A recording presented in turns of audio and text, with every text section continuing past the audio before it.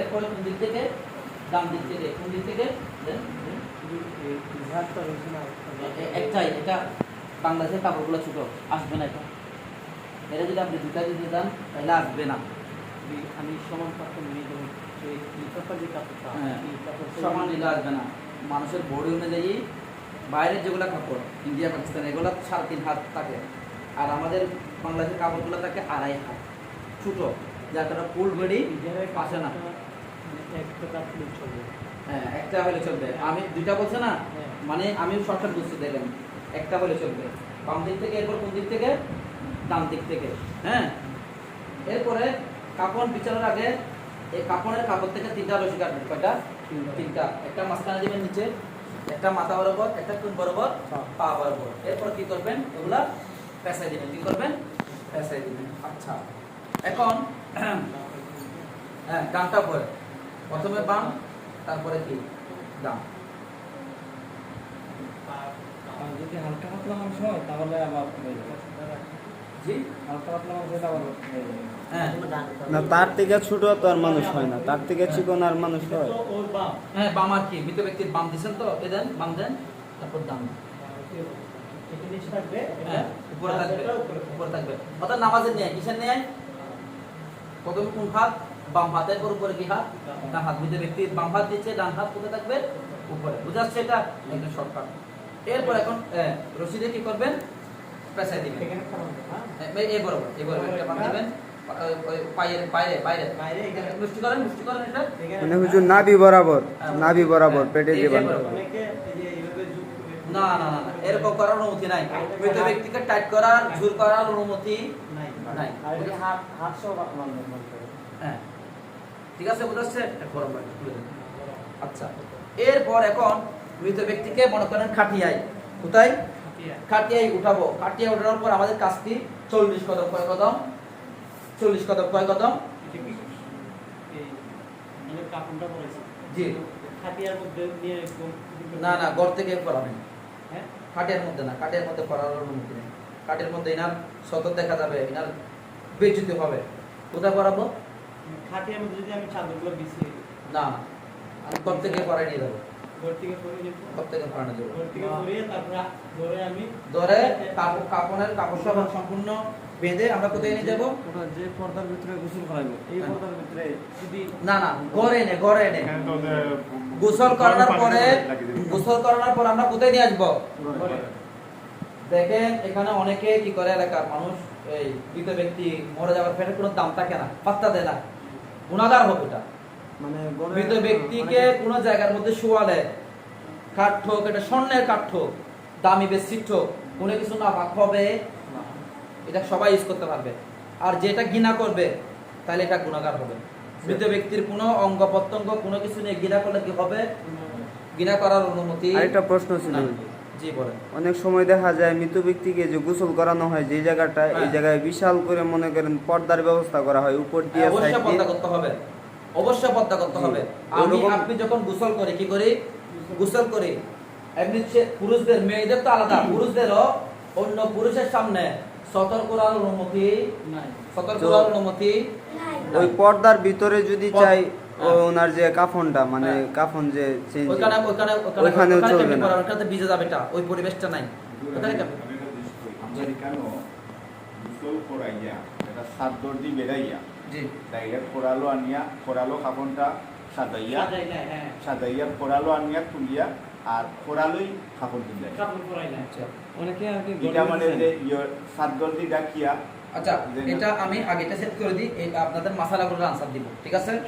আচ্ছা, এটাকে শেষ নেন। এরপর 40 কদম মনে করেন এটা কি কাটিয়া, এটা কি ধরেন, এটা ধরেন, এটা ধরেন, 4 কোণায় 4 জন ধরেন, 4 কোণায় 4 জন। ধরেন। এটা কি হুজুর একটু উঠেন, কাটিয়া, এটা কি কাটিয়া, শুধু ধরেন। আরেকজন উঠেন, বড় প্রথমে আপনারা যান। বান্দা মানুষ ওই সিলেক্ট কোণা করে ধরেন। নেবেন। কয়জন? 4 জন। কয়জন? মৃত ব্যক্তিকে কোথায় শোয়াবেন? কাঠের মধ্যে শোবেন। তো মৃত ব্যক্তির মাথা কোন দিকে? প্রত্যেকটা কাঠের মধ্যে কি আছে এরকম চিহ্নিত আছে, মাথা কোন দিকে দিবে, ঠিক আছে? মাথা। তো মৃত ব্যক্তির ডান পাশ কোনটা? না না, ডান পাশ এটা। এই যে এইটা, বাম পাশ এটা কোনটা? এটা ডান পাশ, এটা। ডান পাশ কোনটা? এইটা এইটা। আচ্ছা, মৃত ব্যক্তিকে চারজনে নেওয়ার পরে সামনে পিছনে আরো কয়েকজন মানুষ যদি চারজনে নেওয়া সম্ভব হবে, কাটিয়ে এবং মৃত ব্যক্তি কি হয়ে যায় বাদ। কয়েকজন নিবে? শুরুতে কি নিবে? কাঁধের মধ্যে নিবে। কি কোথায় নিবে? কাঁধে নেন। আর এদিকে আসুন। কোথায় নিবে? কাঁধে নিবে। আচ্ছা দেখেন, কাঁধে নেওয়ার পরে এখান থেকে শুরু হবে, উঠান থেকে, উঠান থেকে 1 2 10 কদম চলেন এভাবে 10 কদম। 10 কদম আসার পরে মৃত ব্যক্তির ডান কোণটা সাইদুল ভাই। কি ভাই? সাইদুল ভাই ওই কোণে চলে যান। না সরি, সাইদুল ভাই পিছনে চলে যান, পিছনে সামনে চলে আসেন। এরপরে আবার 10 কদম। কয় কদম? 10 কদম। এরপর সাইদুল ভাই কোথায় চলে আসবে? এখানে। ঠিক আছে, আপনি যদি চলে যান। আচ্ছা, এরপরে আবার 10 কদম। কয় কদম? 10 কদম। সাইদুল ভাই পিছনে চলে যান, আপনি সামনে চলে আসেন। এরপরে আবার কয় কদম? 10 কদম। কয় কদম হলো? 40 কদম। কয় কদম? 40 কদম। 40 কদম শেষ হওয়ার পরে সবাই কি করবে? এবার যে যার মতো সবাই নিতে পারবে।